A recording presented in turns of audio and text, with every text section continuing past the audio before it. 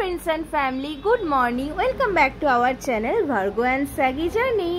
কেমন আছো তোমরা সবাই? আজকে দিনটা আমাদের জন্য খুব এক্সাইটেড, কারণ স্নুফিকে নিয়ে আমরা আবার একটা লং ট্রিপে যাচ্ছি।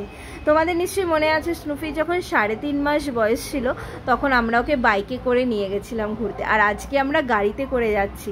আজকে ওর বয়স প্রায় 6.5 মাস। আর গাড়িতে কেন যাচ্ছি জানো? কারণ শুধু স্নুফি আর আমরা যাচ্ছি না, স্নুফিরও একটা নতুন ফ্রেন্ড যাচ্ছে আর আমাদেরও ফ্রেন্ড যাচ্ছে। তো সেই জন্য আমরা গাড়িটা বুক করেছি। আর হ্যাঁ, তোমাদেরকে জানাই, এই গাড়িটা হচ্ছে পেট ফ্রেন্ডলি ক্যাব সার্ভিস। তোমরা যদি পুনের কাছাকাছি থাকো, আমরা ডেসক্রিপশনে নাম্বারটা দিয়ে দেবো, এখানে তোমরা পেটকে নিয়ে ঘুরতে যেতে পারো। দেখো এত বড় জায়গাটা পেয়ে স্নুফির কি আনন্দ। এই দেখো স্নুফির নিউ ফ্রেন্ডস।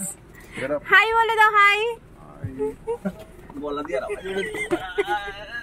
দাদা স্নুফি। ওরে বাপ রে, তোমরা পেছনে রেখে দাও।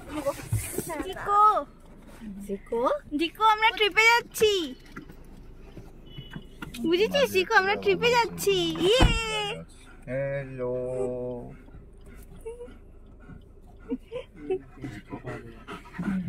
ও কোথায় যাচ্ছি আমরা? স্নুফি ওর হয়েছে, এখনই এত আদর খেতে হবে।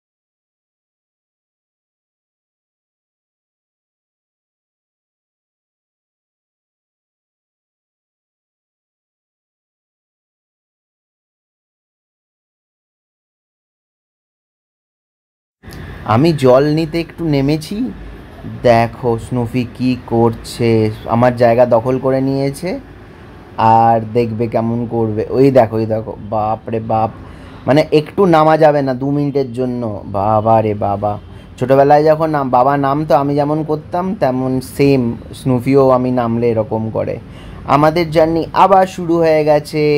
আমরা শহর পেরিয়ে কত সুন্দর সুন্দর পেন্টিং দেখতে দেখতে, এটা পুনের আউটস্কার্ট, এগুলো দেখতে দেখতে আমরা এখন আমাদের গন্তব্যস্থানের দিকে এগিয়ে যাচ্ছি আস্তে আস্তে। আর রাস্তায় আমরা ব্রেকফাস্ট করতেও নামবো।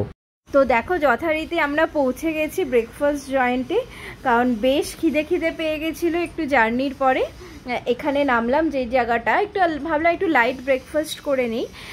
যেমন একটু চা নিলাম, আর দেখো কি কি পাওয়া যাচ্ছে, সামোসা, বড়া পাও, তারপরে ধোসা ছিল, পোহা ছিল, খুব কমন এখানে এগুলোই পাওয়া যায় ব্রেকফাস্টে, ইডলি, সাম্বার বড়া।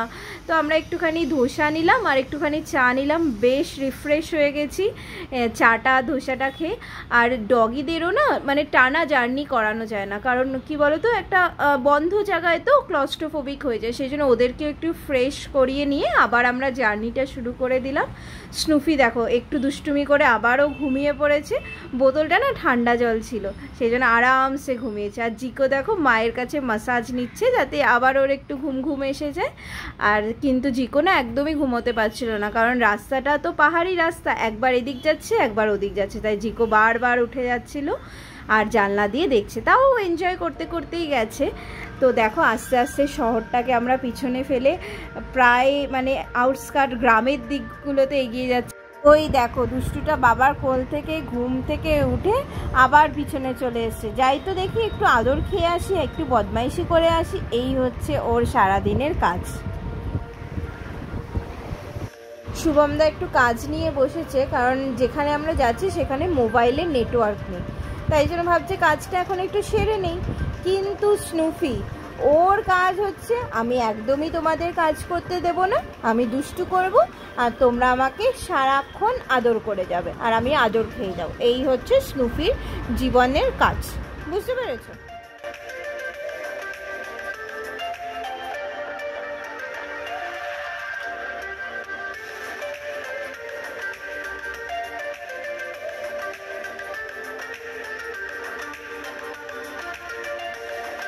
রাস্তার দুধারটা কত সুন্দর লাগছে না, দেখো মনে হচ্ছে যেন মানে হাত বাড়ালেই পাহাড়গুলোকে ছুঁতে পারবো, এত সুন্দর লাগছে। চারপাশের দৃশ্য আস্তে আস্তে আরও মনোরম হয়ে উঠছে, আরও সুন্দর হয়ে উঠছে। বর্ষাকালে এই পাহাড়গুলো এত সুন্দর হয়ে যায় না, চারিদিক দিয়ে পুরো ঝর্ণার মতন জল পড়তে। এখনও অতটা বর্ষা আসেনি, আমরা এই সময় যে যাচ্ছি বেশ রোদই ছিল। তো তো আবার আমরা ফ্রেশন আপ হতে একটুখানি নামলাম, কারণ বেশ 2-3 ঘন্টার জার্নি হয়ে গেছে। আবার ওদেরকে একটুখানি এক্সারসাইজ করানোর জন্য, একটু ফ্রেশ হওয়ার জন্য। আর আমাদেরও এক জায়গায় বসে বসে না হাত পাগুলো পুরো ধরে গেছিলো, তাই আমরাও ভাবলাম একটু হেঁটে নেই। জায়গাটা বেশ ভালো লাগলো, খোলা মাঠ আর সামনেই পাহাড়। তো ভাবলাম এইখানেই নেমে একটু হাঁটাহাঁটি করে নিই, একটু ফটো টটো তুলে নিই, তারপরে আবার জার্নিটা স্টার্ট করবো। দেখো তোমরাও দেখো স্নুপি কিরকম দুষ্টুমি করছে, নেমে একদম জঙ্গলের মধ্যে ঢুকে যাচ্ছে।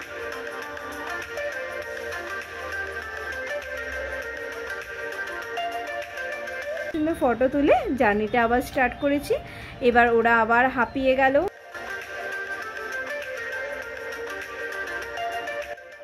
4 ঘন্টা জার্নি করার পর অবশেষে আমরা আমাদের গন্তব্যস্থানে মৈত্রী ফার্ম স্টেতে পৌঁছেই গেলাম। মানে খুব সুন্দর জার্নিটা ছিল, অলমোস্ট 153 কিলোমিটার্স এর মতো জার্নি করে 2-3 বার দাঁড়িয়ে অবশেষে আমরা এই ফার্ম স্টেতে পৌঁছে গেছি। অ্যান্ড আমরা আগে থেকেই বলে রেখেছিলাম আমাদের আসতে একটু দেরি হবে, কারণ আমরা রাস্তা তোমরা দেখেছোই, দাঁড়িয়েছি, একটু খেয়েছি দিয়েছি। তো ওনাররা যারা ওখানে থাকেন তারা বলছে ঠিক আছে, আমরা এখন পৌঁছাতে অলমোস্ট 1:30-1:45 বেজে গেছে। আর তোমাদের বলি এই ফার্ম হাউসটা 22 একর জমির ওপরে। এখানে মানে সব মানে খুবই গ্রামীণ একটা ভাইবস দেবে, সেটা আমরা কমেন্টে পড়েছিলাম, রিভিউতে পড়েছিলাম যখন এয়ারবিএনবিতে বুক করছিলাম। দেখা যাক কেমন হয়, আমাদের এক্সপেকটেশনের মতো হয় কি না। ওই দেখো স্নুপি গাড়ির ড্রাইভারকে চালাতে দেবে না, এখন সে বলছে আমি চালাবো আমি। তো অভিক যেমন বললো, সত্যি জায়গাটা খুব সুন্দর। এটা 22 একর জমির উপর অনেক বড় একটা প্রপার্টি, গাছ গাছালিতে পুরো ঘেরা। আর মাটিটা দেখো কেমন পুরুলিয়ার মতন, বেশ লাল মাটি না, একদম পুরো ওই রকম লাগছিল আমার। দূর থেকে আমাদের স্টেটা দেখা যাচ্ছে, এখানেই হচ্ছে আমাদের স্টেটা হবে আজকে। তো চলো ভেতরে যাওয়া যাক, দেখি কেমন লাগছে, তোমাদের সঙ্গে নিয়ে একটু ঘুরে দেখি, আমাদেরও প্রথমবার। দেখো এই জায়গাটা কি সুন্দর না, পুরো ওই গ্রামের একটা দালান বাড়ির মতন হয় না, ঠিক ওই রকম একটা মনে হচ্ছিল। খুব সুন্দর লেগেছে প্রথমবারে। একটু গরম ছিল কিন্তু খুব ভাল লেগেছে।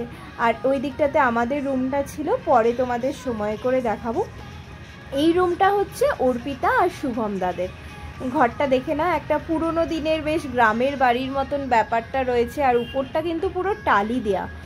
ঠিক আছে, তোমরা যদি শীতকাল বা বর্ষাকালে আসো এই জায়গাটা অসাধারণ লাগবে, কিন্তু গরমকালে একটু গরমে কষ্ট হয়েছে আমাদের। চলো তাহলে আমরা একটু প্রপার্টিটা ঘুরে দেখি। বেশ খিদে পেয়ে গেছে। খাওয়ারটা আমরা বলেই রেখেছিলাম, একটু চিকেন সুখা বলেছিলাম, ভাত বলেছিলাম, জিরা আলু আর ডাল বলেছিলাম। তার সাথে ওরা স্যালাড দিয়েছিল আর বাটারস্কচ আইসক্রিমও ছিল খাওয়ারের মধ্যে। ওই যে দেখতে পাচ্ছ ওপেন এয়ারের মধ্যে চেয়ার টেবিল পাতা, ওই জায়গাটায় খাওয়ার ব্যবস্থা করেছিল। বেশ মারাঠি স্টাইলে খাবারটা ভালোই ছিল। তারপরে আমরা ভাবলাম একটু রেস্ট নিয়ে কাছাকাছি সাইট সিন করবো। শ্রীবর্ধন বিচে যাওয়ার প্ল্যান করলাম আমরা। আমাদের স্টেটা থেকে এই শ্রীবর্ধন বিচটা প্রায় 30 কিলোমিটার ছিল। গাড়ি তো আমাদের সঙ্গেই ছিল, তো আমরা চলে আসলাম গাড়িতে করে।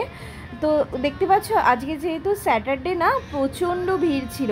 তো আমরা ভাবলাম এই জিকো আর স্নুফিকে নিয়ে একটু ফাঁকা ফাঁকা জায়গায় যাই, যাতে ওরাও একটু এনজয় করতে পারে। তো এদিক ওদিক দেখছিলাম কোন দিকে ফাঁকা জায়গা পাওয়া যায়। তারপর খুঁজে খুঁজে আমরা একটুখানি দূরে গেলাম, ভিড়ভাট্টা থেকে দূরে, যাতে আমরা সবাই মিলে একটু বেশ মজা করতে পারি। আর হ্যাঁ, তোমাদের শ্রীবর্ধন বিচটা হচ্ছে ব্ল্যাক স্যান্ড বিচ। প্রথমে তো তোমাদের জলটা আমি দেখাবো, চলো জলটা দেখি। কারণ প্রথমে না আমি ভাবছিলাম বাবা এত কালো কালো কেন, এটা কি জলটা কি নোংরা? তারপরে অভিক বলল না, এটা হচ্ছে ব্ল্যাক স্যান্ড বিচ, মানে বালির রঙটাই হচ্ছে কালো। দেখো পুরো একদম, আমি প্রথমবার দেখছি, তোমরা কি আগে দেখেছো এরকম? পুরো কালো না, জেনারেলি আমরা বালির রং যেরকম হয় সেটাই জানি, তো জলটাও পুরো কালো। আমি ভাবছিলাম এ কি, জলটা কেন এরকম কালো হয়ে গেছে? তারপর বলছে যে না, এটা ব্ল্যাক স্যান্ড বিচ, এরকমই হয়। বেশ ভালো ঢেউ ছিল, সবাই খুব এনজয় করছিল, খুব ভিড় ছিল। মানে তোমরা যদি পুনে থেকে আসো না, শুধু শ্রীবর্ধন বিচে ঘোরার জন্যও আসতে পারো। এখানেও অনেক স্টে আছে, খাওয়ার জায়গা রয়েছে। লোকে শুধু শ্রীবর্ধন বিচটাও ঘুরতে আসে একদিনের জন্য।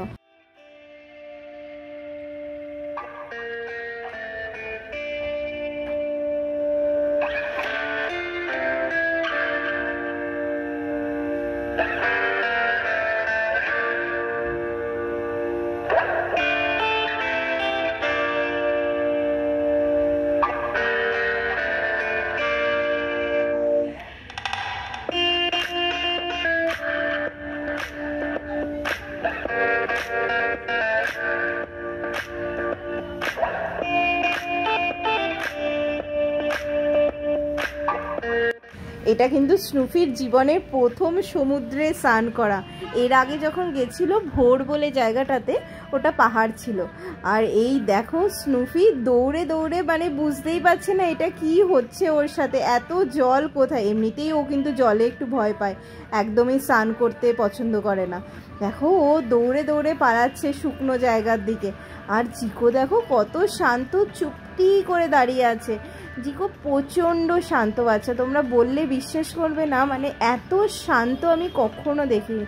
একবার যদি ওকে ডাকা হয় জিকো বলে, ও যেখানে থাকুক চলে আসে, মানে এত ওবিডিয়েন্টও। আমরা সানসেটটা দেখার জন্য এখানে এসেছিলাম। এবার সানসেটটা বেশ হচ্ছে, দেখো রোদের তাপটা আস্তে আস্তে কমে যাচ্ছে, সূর্যটা আস্তে আস্তে ডুবছে সমুদ্রের কোলে।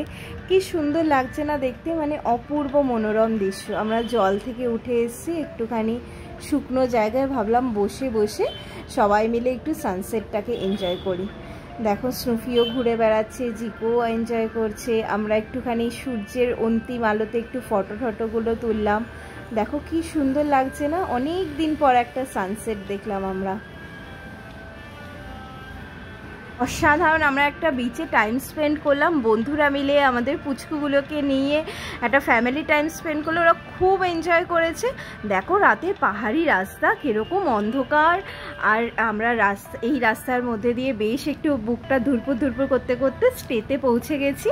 স্টেটাও দেখো আমাদের কি সুন্দর লাগছে না, চারিদিকে জঙ্গলে ঘেরা আর ছোট্ট ছোট্ট আলো জ্বলছে। বেশি কিছু করার ছিল না, স্টেতে বলেই রেখেছিলাম আমরা যে একটুখানি বারবিকিউ চিকেন করে রাখতে আর একটু পনির করে রাখতে। তো সেটাই আমরা পুল সাইডে বসে ভাবলাম ভূতের গল্প হবে জমিয়ে, আর খাওয়া দাওয়া হবে।